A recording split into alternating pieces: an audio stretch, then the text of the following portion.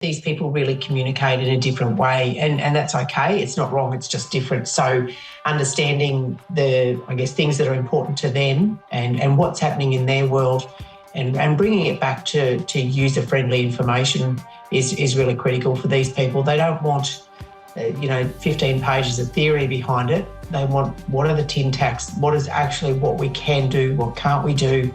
How do we approach this? So keeping it practical, rural people tend to be really practical. And I think that's the way I explain it to them is a practical approach, and they really lap that up. Today we welcome Mary O'Brien from Are You Bogged, Mate? Mary is all about boosting awareness and starting conversations with men in rural areas, getting them to talk about their mental health. Mary's got a long history in agriculture. She's actually one of the leading experts on spray drift in the country, but this work she's doing with men's mental health in regional areas is really important. She makes an incredible amount of sense, and our chat with Mary is well worth your time. All the links to Are You Bogged, Mate and Mary's work in that space will be found on the show notes on the Wine Grape Council website. Welcome to Healthy Minds, Healthy Vines, the wellbeing podcast for growers, proudly brought to you by the Wine Grape Council of South Australia, sponsored by PIRSA, hosted by journalist and award-winning mental health podcaster Callum McPherson, and columnist for The Australian and the World of Fine Wine and Australia's leading wine writer when sold by the kilo, Nick Ryan. Let's crush this. Mary, how did Are You Bogged, Mate get started?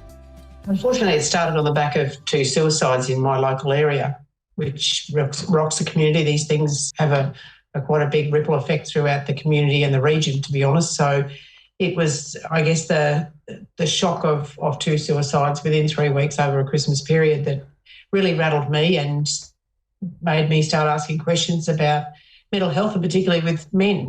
Given that my work was taking me around Australia talking mainly to men, I thought I should know something about this. So went on a bit of a mission to upskill myself and learn a bit more about it. And everything I read I didn't really like, so I simply sat down and wrote an opinion piece, just an article, and told people what I thought. And turns out a few people agreed with me. So it just started organically from writing that article. I never set out to create an organisation or do anything with this. It was really just an opinion piece that kicked it all off. So what was it that wasn't working, which you saw, and then the gap that you're addressing? I guess it was that disconnect between the professional services or the mainstream approach to mental health and suicide and the rural male demographic that I'm so familiar with. So that whole means of communication, the way things are presented to them and the language used just wasn't cutting through. So when you ask, are you bogged, mate, what do you mean? So I've used that analogy of getting bogged to be like mental health and depression. And I think people in rural areas certainly identify with that, that a lot of the time we can get ourselves through those sticky patches. But when we get really bogged, we actually have to ask someone for help. And that's not always easy to do. It's quite a difficult thing to do sometimes. So that analogy, and I use a lot of other analogies in my presentation, really seems to resonate. It's simple language. People understand getting bogged and, how hard it is to sometimes ask for help. So I think that's what's really giving me a little bit more cut through than some of the mainstream approaches, which I will fairly openly say are a bit fluffy and a bit sugar-coated. So, I guess it's a grassroots, on-the-ground approach that I take. What is the importance of language in connecting with people out on the land and framing it in a certain light, and why does that make such a big impact to the message getting through? These people really communicate in a different way, and that's okay. It's not wrong, it's just different. So understanding things that are important to them and what's happening in their world and bringing it back to user-friendly information is really critical for these people. They don't want 15 pages of theory behind it. They want, what are the tin tacks? What is actually what we can do? What can't we do? How do we approach this? So keeping it practical, rural people tend to be really practical. And I think that's the way I explain it to them is a practical approach, and they really lap that up.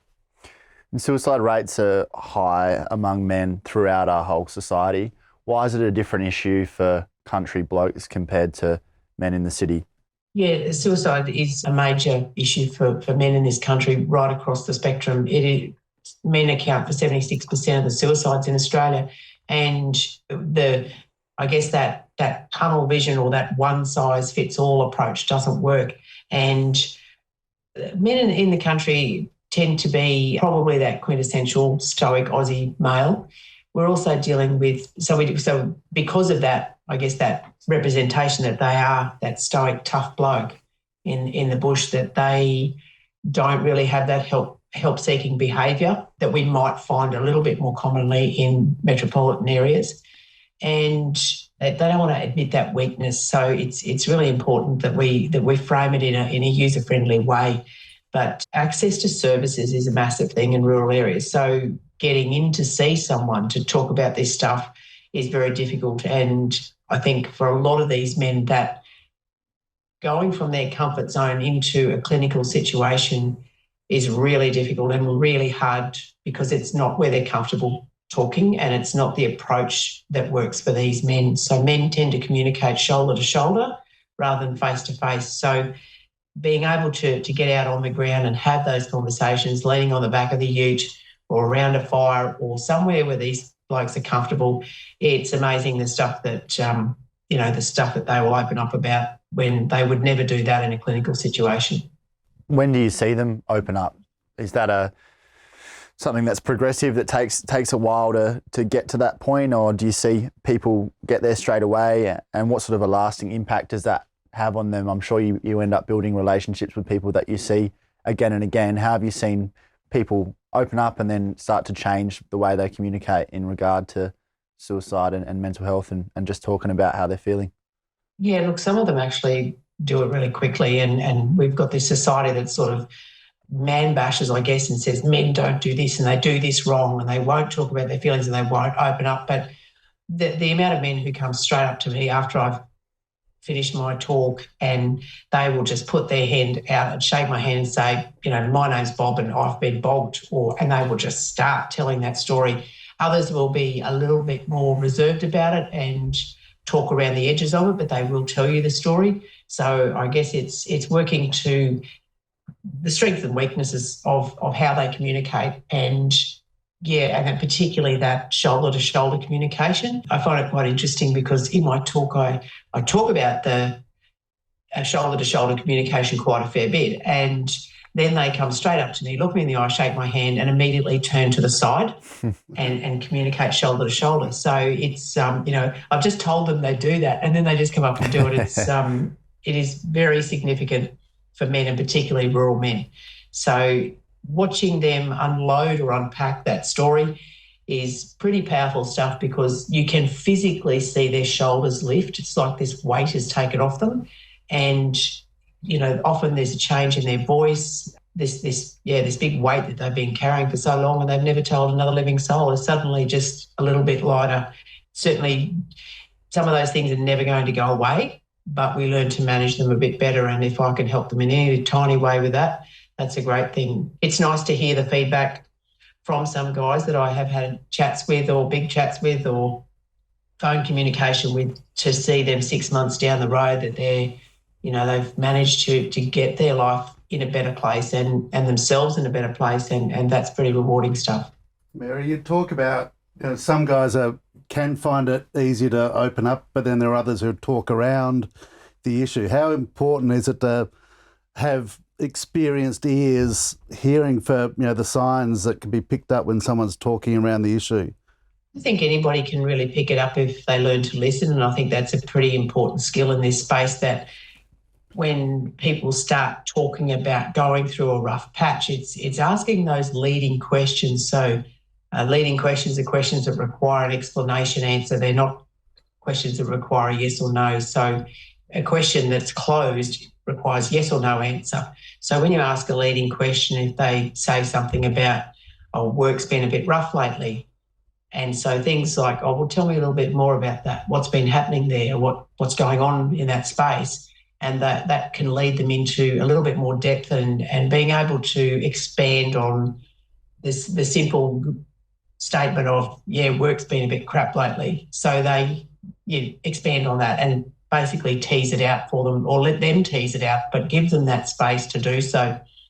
One of the other things I talk about in male communication is being able to sit into that silence and not be able to fill it with words, and to make that space so they can say, yeah, things are being crap at work or at home, and yeah, tell me a bit more about that, and making that silence for them to fill with their words rather than, the person that they're offloading to.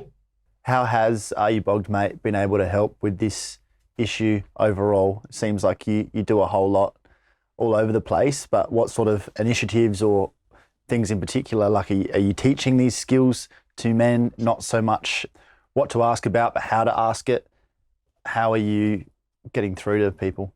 I think the biggest thing that I do is take away the scary, and I don't even know how to explain that in a better way, but I think there's so much talk about mental health and all of these technical words and jargon and stuff like that, and sometimes people are worried that they might say the wrong thing, or they don't know how to phrase it in the acceptable manner. So I think what I do is just peel all that away and say there really is no wrong way to talk about this.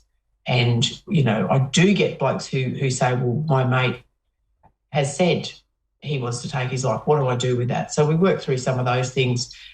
I really tend to leave that sort of stuff for the questions, if they want to ask those questions, how to deal with that.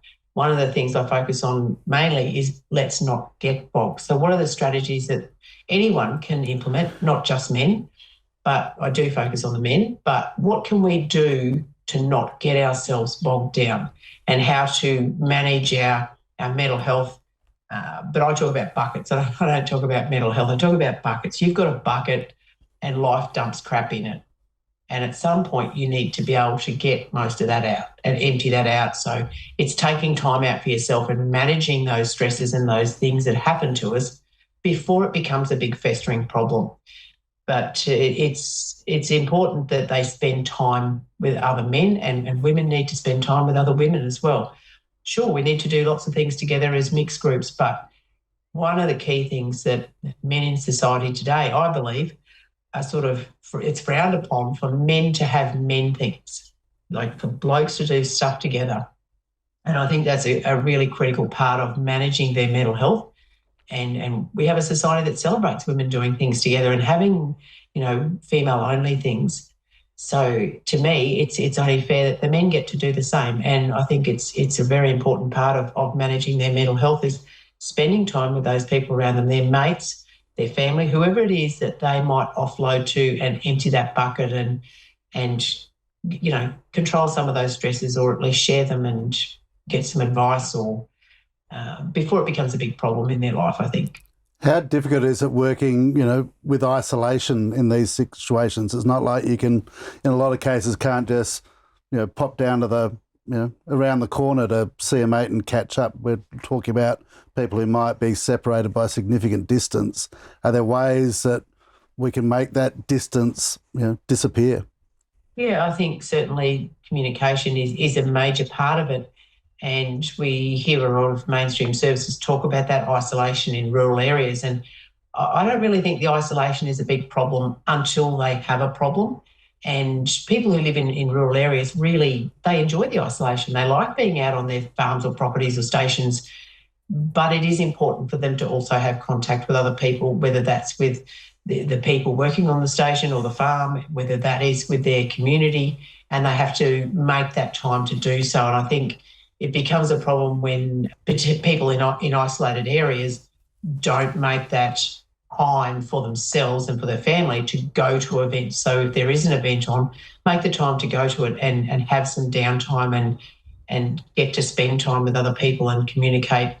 And when they do have a problem and they're isolated, that's when isolation becomes a problem. And certainly access to services in rural areas is quite a big thing. And some of these guys are waiting, 3, 4, 5, 6 months to get in to see a counsellor or a psychologist if they want to go down that track. But we do have a lot of services that are going into rural areas now, but still some very long waiting lists in a lot of places that I visit.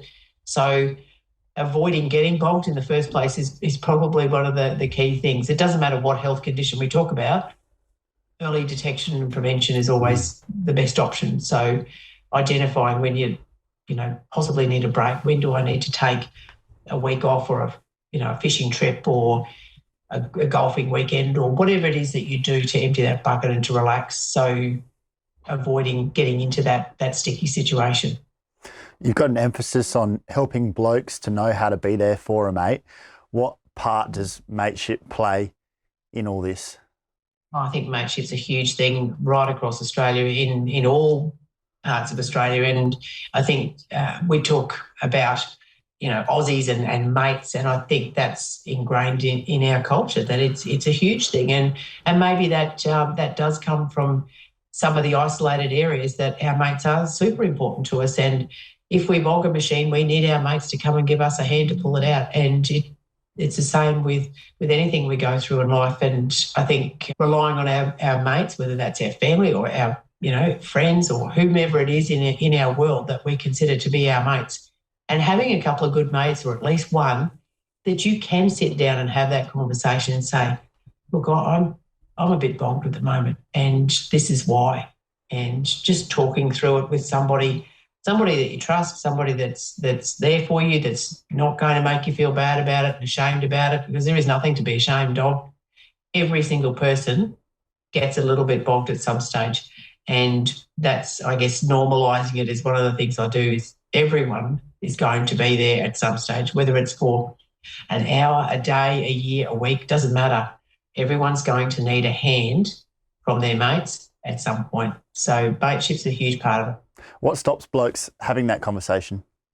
I think it's that it's ingrained in their DNA, unfortunately. Or not unfortunately, I think it's actually one of the really good things about blokes is that strong, tough, protector, provider thing that's ingrained in them since the beginning of time.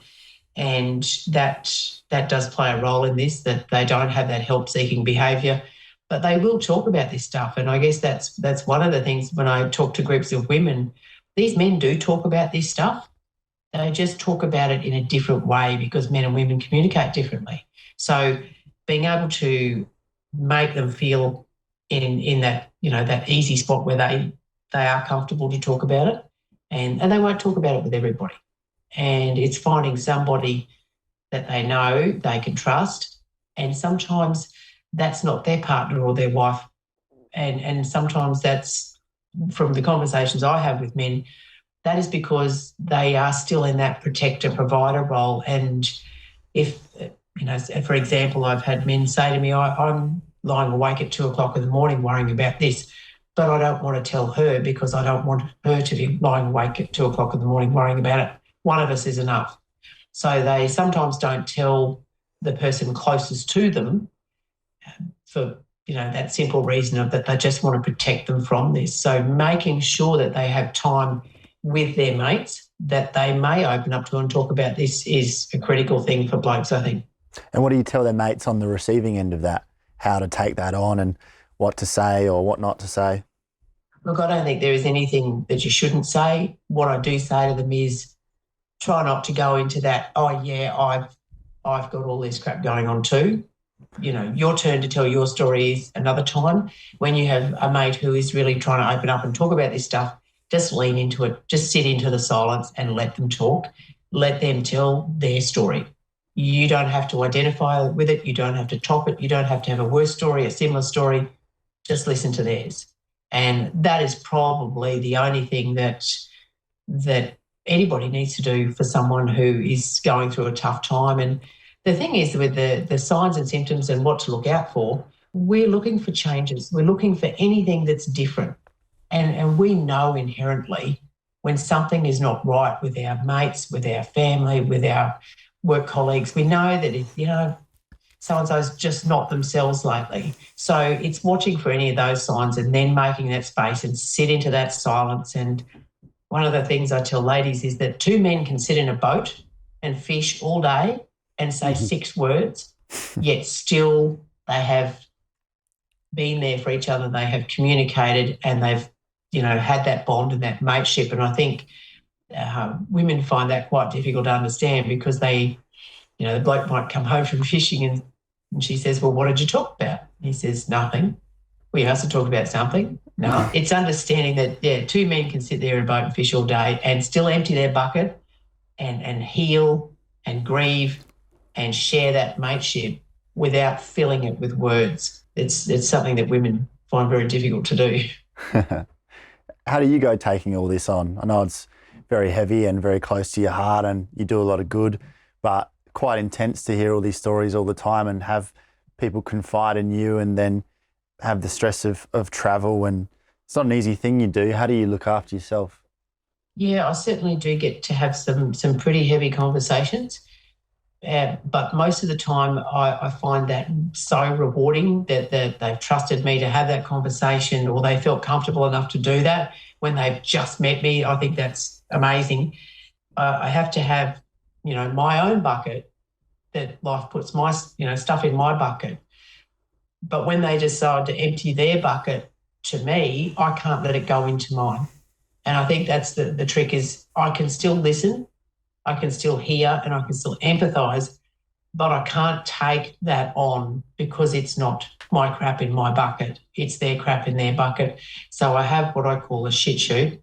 And so that stuff that they tell me goes into that little chute and it goes past me. I have to let that go past, because if I took on all of the stories that I hear, I wouldn't be in a very good way at all. So some of those stories are so impactful that I say that, sometimes I get a bit of splatter. Even though I'm trying to put it down that chute, there's still sometimes a little bit that gets on me.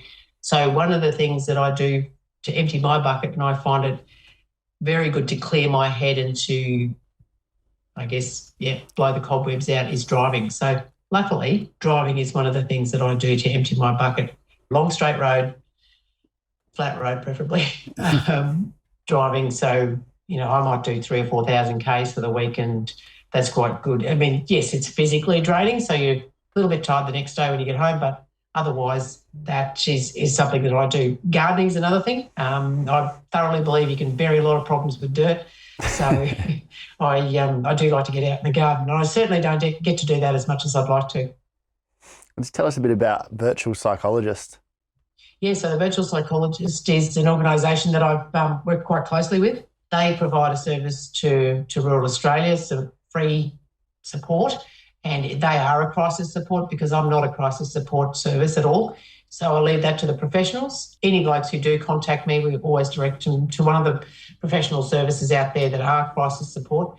And the Virtual Psychologist is a text-based system, and so what they do is answer texts and messages, and they are professionals on the end of the phone to do risk assessments on safety and things like that. And I think the really good thing about the text-based system that the Virtual Psychologist runs is it's immediate. You've got a response there, unless they are hugely overrun at the time. You might have to wait a little bit for a response, but men can do that in their comfort zone wherever they are in the country. If they've got service or Wi-Fi, they can text that service and it's immediate. So there's no going into your local GP and waiting for a mental health care plan or things like that. They may need to do that, but if they're in a tough spot, they can do that from their comfort zone, whether that's the farm shed, down the paddock, in the ute, doesn't matter. They've got that support there, and I think that's a really important thing for these men, that they don't have to go out of their comfort zone to get that support.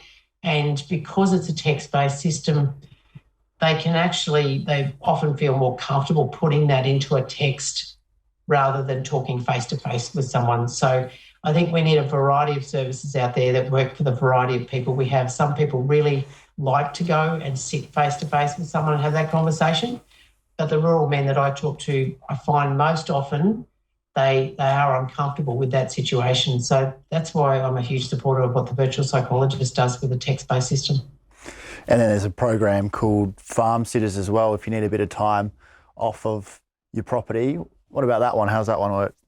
Yeah, so Farm Sitters will find people that they have vetted through their system to come and look after things on your place if you need to go for a break and maybe you need to go away for medical appointments or things like that. So we try and find organisations that work for the rural people, and Farm Sitters is a great example, because it's often really difficult to find someone that you trust or that is responsible enough to look after the really important business that you run.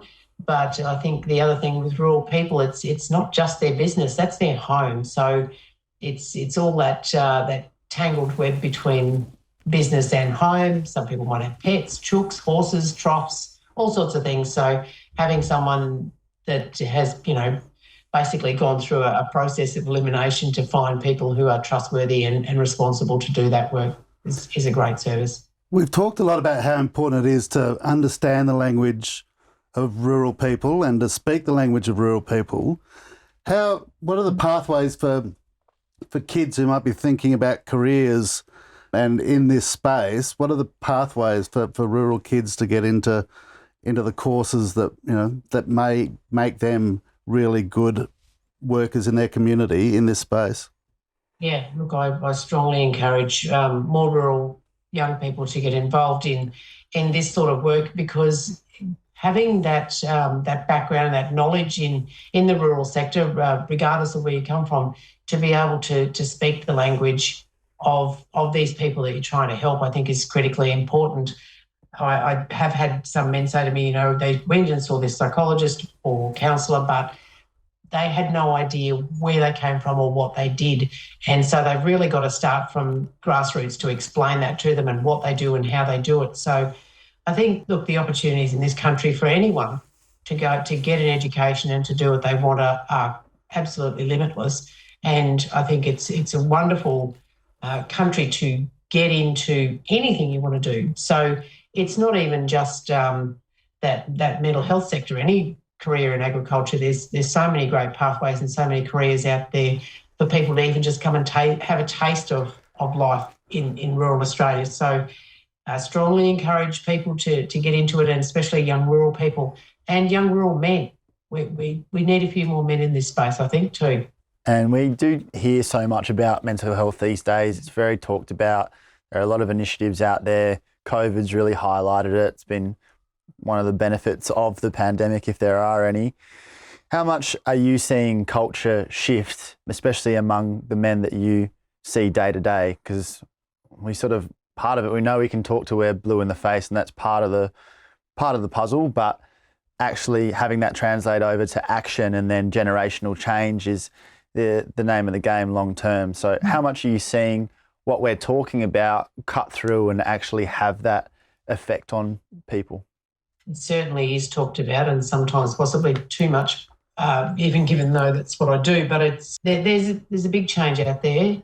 I'm still seeing situations in rural Australia where there's a very detailed conversation amongst a group of mates about mental health and about either what I've talked about or somebody else has talked about, and how much they loved it, and really getting into that nitty-gritty conversation. And then 2 weeks later, one of those guys takes his life and becomes one of the stats. And it's, they've just had this really open conversation with their mates about this, and then suddenly they fall into this. So I think there's a lot that we don't understand about that process of perhaps struggling a bit and then becoming suicidal and having those suicidal thoughts. I think we certainly need some more work and more information in that space. And I think there's still that stigma out there, which I think it's ingrained in their DNA. And are we going to change it? Do we just need better services that work with it rather than try and change the men as such? Let's change the way we talk to them is one of the approaches, I guess the approach I'm taking, rather than trying to change these men in that inherent stigma thing, because they can still be strong and tough and all the rest of it, and get help for these issues that they face, and particularly when they are really bogged. So, yeah, I don't know. It's a tough one, but probably still that big stigma out there that it's not tough to talk about this stuff or to go and seek help. So we're still not seeing the help-seeking behaviour that I'd like to see out there. But, we've had some very very public profile people who have put their hand up recently that, hats off to them. That's a huge step. And if we can see, I guess, more of that, where people that are well known are putting their hand up and saying, you know what, I'm just going through a tough time right now. I'm going to step back from this for a bit. So I think that's a really good example to particularly a lot of the young men out there. How optimistic are you? I'm very optimistic because I don't give up very easily, and I'm not sure whether I can change these numbers, but I will have a red hot crack at it. And I guess one of the things that I have to tell myself all the time is that I can't save them all. I just can't. It's a bitter pill to swallow, but sometimes the first emails and messages and phone calls I get on a Monday are from people I know or through the website of someone, a list of people that have taken their life in the last week or over the weekend, and that's not always a good start to the week, I can tell you. So it's probably, realising that I'm one person and I can't save them all, but I will do my darndest for any that do come across my path or that I manage to get in front of. So I'm very optimistic. I'm probably more stubborn than optimistic, maybe. There's a lot of literature out there about what are signs of potential suicidal thoughts in an individual, but are there signs that are sort of specific to these rural and regional men that we should be looking out for? Yeah, I think some of the things that I certainly see most of, and there's heaps of different signs and symptoms, and these will change between areas, between demographics as well. But what I see a lot is increased use of drugs and alcohol is a big one. Another very common one for rural men would be quitting an activity that they've always enjoyed doing. So maybe they've always gone on a footy trip with their mates, or maybe they go on a fishing trip with their mates or something, and suddenly they stop doing that. A classic one for rural men is to start getting organised. So things like cleaning out the shed and, making lists, getting things done that have been on their to-do list for a fair while. They basically start getting organised, and that's an absolute clincher sign for rural men in particular. Grim pragmatism. Sometimes the signs and symptoms can be so slight and so subtle that they are hardly noticed. But when I talk about it in my presentation, I often have people come up and say, I've often thought, when my son took his life 2 years ago, that there was no sign, there was no indicator. But now you've put that list up in front of me, he was doing 3 of those things. So it's looking out for those really subtle changes too is quite important. And as a loved one, when we notice those things, what's the next step? I guess it's making time for that conversation. And if you are concerned, if you have any inkling whatsoever that this person might be thinking of taking their life, ask them straight out. And particularly with men, don't mince your words, don't beat around the bush, ask them straight out. Are you having suicidal thoughts? Are you thinking of killing yourself? I don't care how you say it, but say it straight out. To men, they will often tell you. They will often tell you because they're hurting so much, they're just that relieved that someone notices. They will most often tell you. And I guess that's where the assessment of, do we need lights and sirens? Is this an imminent risk and danger? But get some support and some help from professionals. And I have certainly done this with the virtual psychologist. If I have been in this situation where a bloke has said, yes, I am, so I will text them and say, okay, I need a risk assessment here. I guess I'm fortunate that I actually have Dervla's number. She's the founder of Virtual Psychologist. And there's been many times when I have rung her and said, Dervla, I have a man here. I need you to do a risk assessment. Do we need to go to a hospital now, or should we just book in for an appointment at the doctor? Like, if it's an imminent risk of danger, we need to keep that person safe. So getting some support, some professional help, really, if in doubt, call an ambulance, call the police for a safe, for them to come and assist with the situation, depending on the severity of it. But yeah, it's a tough one from there on. That's where it becomes a bit trickier, and you do need to get some guidance, I think. Great advice. You've got a powerful piece called The Handshake that you read. Could you read that for us, please? Yes, I certainly can. This is a poem I wrote for the men of rural Australia, I guess, because I get to shake a lot of hands as I travel around the country. So this poem is called The Handshake, and it's very long, so I do have to read it. I'm sorry. He thrust his hand out boldly. with a smile upon his face. Then glancing down, he pulled it back, in shame and half disgrace. Sorry, love, my hand is way too dirty to shake the likes of yours. There's grease and dirt and God knows what on my rough old paws.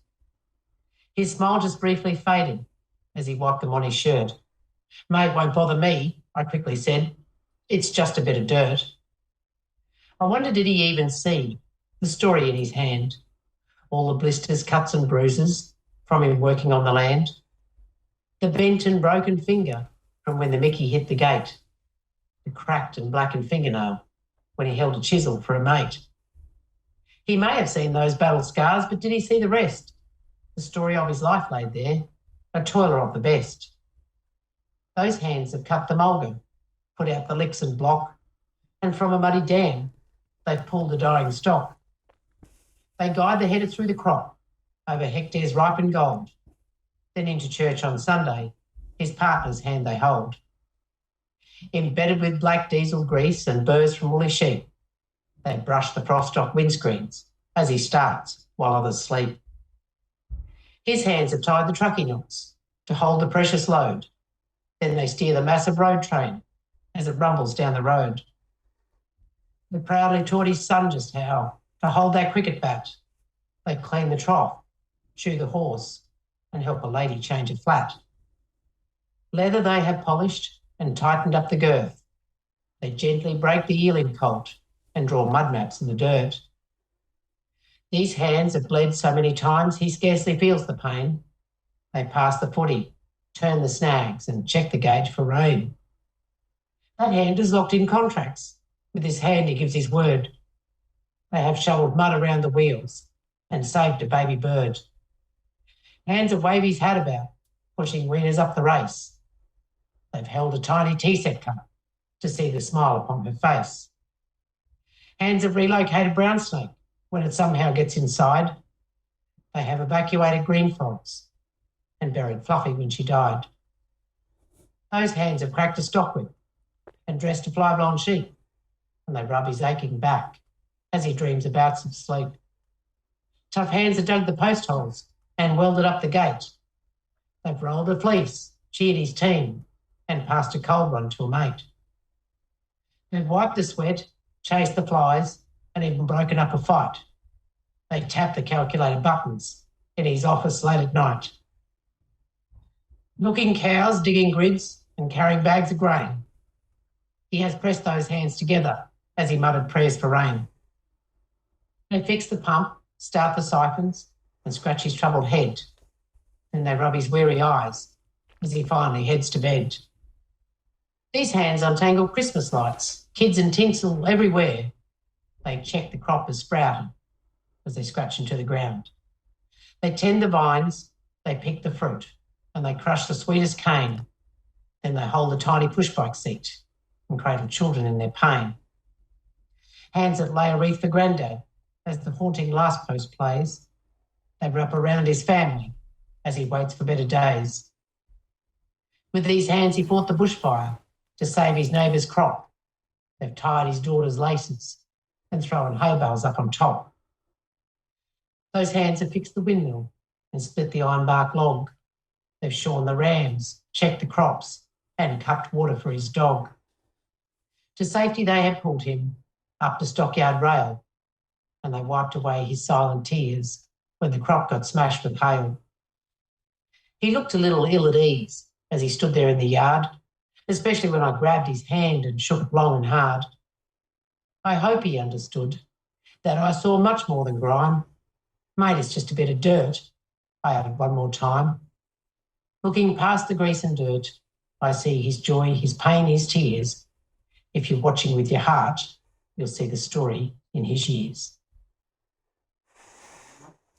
Beautiful stuff. Yeah, it's amazing how much of what we've already talked about in previous episodes has sort of popped up again through that. It's really insightful. So what are you really trying to say with that poem, Mary? It might seem obvious, but obviously comes from the heart and a deep knowledge of how people think in this industry. You just tell us what that means to you personally, that piece? it's me trying to say that there's a lot more to men than meets the eye, that there's so much hard work out there, there's so much emotion out there that, you know, they turn their hand to most things, and, you know, they can work some long, hard hours and sometimes for very little thanks. And I guess it's trying to recognise the diverse things that men do, particularly in rural Australia. You know, they've just got these rough, tough hands to show for it. So, yeah, that's what it's about for me. It's a lovely poem. It's very well written, and I think we'd just like to thank you for the work that you do. It's incredible the impact that you have out there, and I know you're a very humble woman who wouldn't want much thanks, but I think we're very lucky that we've got you out there working with these men and showing people a different way, because obviously it's extremely necessary and a very difficult message to get across, and I think there's none better than you to help to do that. And it's a team effort, obviously. You can't put it all on your shoulders, but you do incredible work. So thanks for everything you do out there. Thank you very much. Thanks, Mary. Certainly very rewarding work, and if we save one bloke, it's all worth it. Exactly right. All right, thanks so much for joining us and giving us all that information. That was super insightful and very engaging. Thank you. Thanks for listening. Head to the Wine Grape Council of South Australia website for links and further resources. This is part of a bigger conversation, so feel free to share this podcast with your mates and look after yourselves. Cheers.